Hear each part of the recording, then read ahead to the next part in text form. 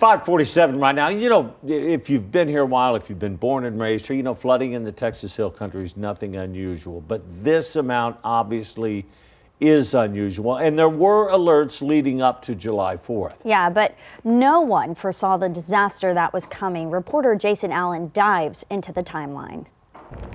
The first sign of trouble came Wednesday, July 2nd, 2 days before the flood.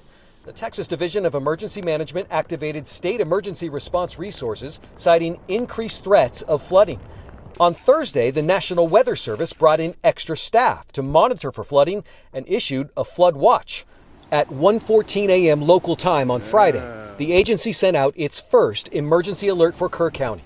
That triggered cell phone alerts and weather radios, but it did not mention evacuation. It sent another alert at 3:35 a.m. Again, no mention of evacuation.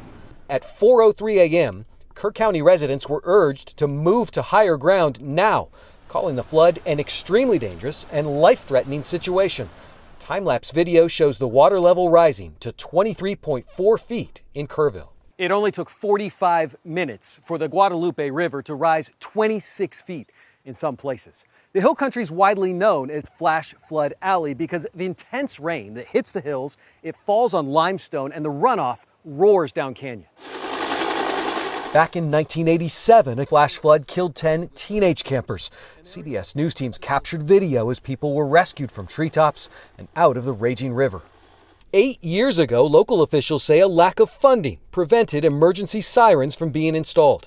Today, Lieutenant Governor Dan Patrick told us the state could fund an emergency alert system. If they can't afford to do it, then let us do it. Is that a possibility? Sure, we have a special session starting 2 weeks from today.